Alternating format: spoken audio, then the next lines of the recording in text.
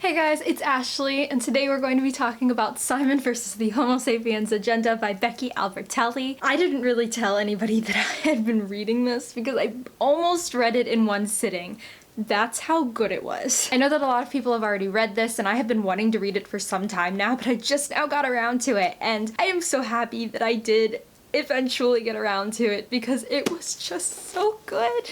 Oh my god. I don't know who follows me or is friends with me on Goodreads, but if you were and if you saw my review of this, I'm just going to basically repeat to you what I said in the beginning of my review. So I was at the end of the book and I felt like I had maybe 20 pages left, and I was like, it's okay, you have like 20 pages left, it's alright, the story's not over yet. And then suddenly the story ended, and I realized the last 20 pages were just a preview for Becky Albertalli's next book, The Upside of I don't even know how to pronounce it still, and my world was crushed.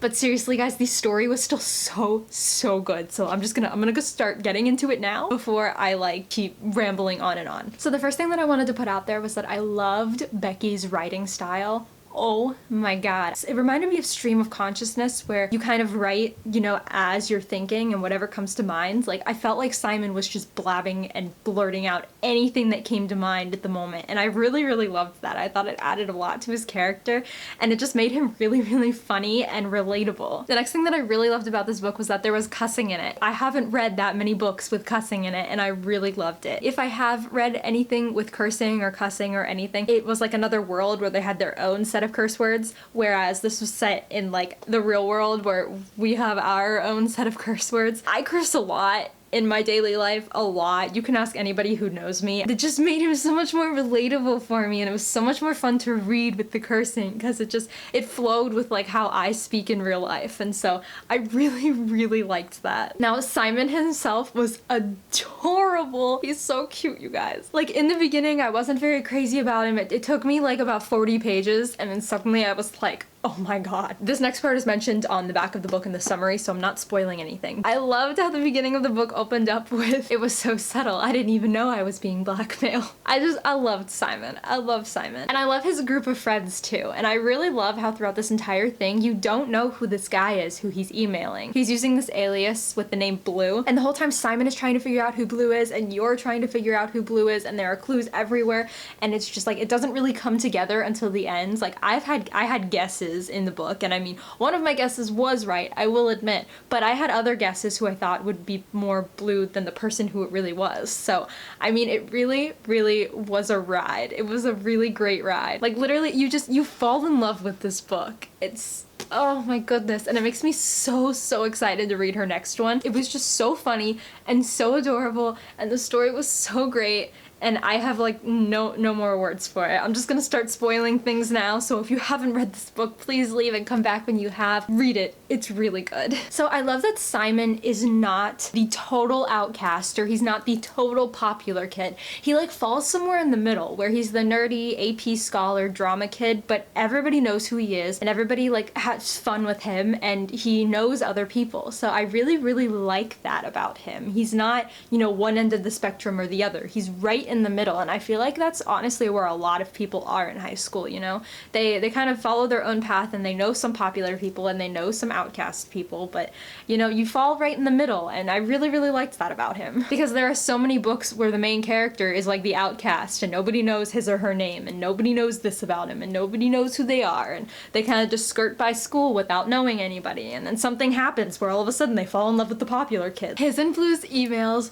were perfect. They were so adorable, and how they were like interspersed in the middle of the book just made it that much more fun to read, because they slowly progressed through like telling each other things and growing deeper with each other, and then finally Blue started putting love at the end of his emails instead of just sincerely, and I was like crying in the middle. So since I keep saying Blue, and since everybody who's been staying to watch the spoilery section at this point knows that Blue is really Bram, I'm just gonna start going into this. So Blue is really Bram, and I had guessed that it was Bram a couple of times through the book because he kept bringing up that Bram was staring at him and that Bram was really cute, but I never really had honestly thought that, you know, he was Bram. The one thing that really pushed me away from knowing that it was Bram was when he said that he had the name of one of our US presidents, and I was thinking, Bram, how the heck is that a US president's name unless he has like a full name that we don't know about? But I'm like, Bram, That doesn't make any sense. Completely skipping over the fact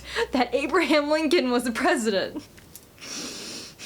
Oh my god. I felt like such an idiot, but at the same time it was so not obvious, so I don't know whether to feel bad or whether to feel good that I actually guessed it. I really loved Simon's family, and I really actually related to the part where he constantly was like, nobody around here accepts change. One day you drink coffee and all of a sudden everybody's like, oh my god, you drink coffee now? Like, it's some big deal. Like, you change your life and all of a sudden the people who see every little bit of what you do during the day are all of a sudden like, oh my god, when did you start doing that? I kind of like, I feel it because it's happened to me a couple times in my family, and I'm sure it's happened to you guys too. I definitely feel that. Definitely not as much as he does, but a certain form of it. As much as sometimes his family annoyed me, his mom and his dad sometimes, I really liked them at the same time. I really loved Nora, I loved Alice, I loved his whole family, and I liked how they were represented and they weren't, you know, broken up. They were all still together, and I loved it.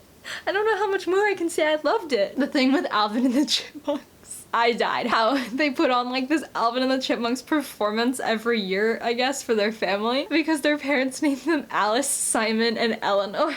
Like, you get it? Like Alvin, Simon, Theodore, except Eleanor is actually like the Chipette, you know, like the girl. Oh my god. Okay, so my family, we took a cruise one year, and my sister and I had our own like indoor room, and there was a little tiny TV, and so every single night, for some reason, we found a channel that wanted to play one of the Alvin and the Chipmunks movies over and over and over again, and because we didn't feel like searching for another channel, that was the only channel that we played the entire trip. I have like that movie memorized pretty much. So, I mean, when I read the Alvin and the Chipmunks thing, I started cracking up. I couldn't. So then we get on to Martin. Good old Martin. Blackmailing, loud singing, horribly apologetic, but not apologetic enough to not have blackmailed in the first place, Martin. I don't really know that there's much more I can say about that. I mean, if you're a decent human being, you're not gonna hold somebody's emails over their head. Like, you know that's blackmail. You can't not expect somebody to think that that's not blackmail, because it's most definitely blackmail, whether you deleted the screenshots of the emails or not. If you want somebody to help you get in with a girl, which you really shouldn't anyway, you should be doing that on your own. But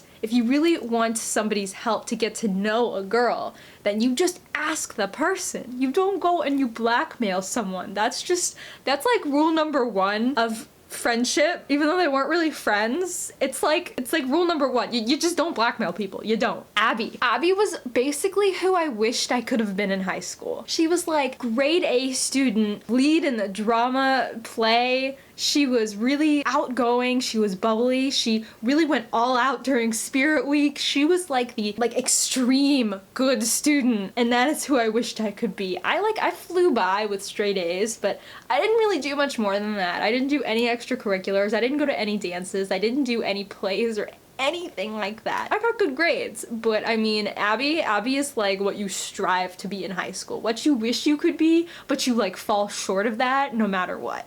That's who Abby is. She was just like an all-around A+ person, and I really loved her. That's the point I was trying to make. Okay, but back to Blue/Bram though. So my mind, as the story progressed, for a while, I thought it was Cal, but then I was like, no, it's not Cal, because he obviously thinks it's Cal, and it's not gonna be the person that he obviously thinks it is. So then my mind switched to Martin, because we got the president thing, and I thought Martin Van Buren, oh my god. But then I was like, but why would he blackmail him with his own emails to get in with a girl when he's really falling in love with Simon? Like, it didn't make any sense whatsoever. So I was completely off the Martin train for a long time. Then I started thinking it was Nick, his best friend Nick, and I was like, what the where does that make any sense? Like, I didn't understand that at all, so I kind of was off that. So the whole time I was really rooting for Bram, because just none of the other people made any sense to me to be Blue. I thought for a while that he had been being catfished, you know? Like, when the person behind the screen isn't really who they say they are. For a while, I thought that he was being catfished, but, you know,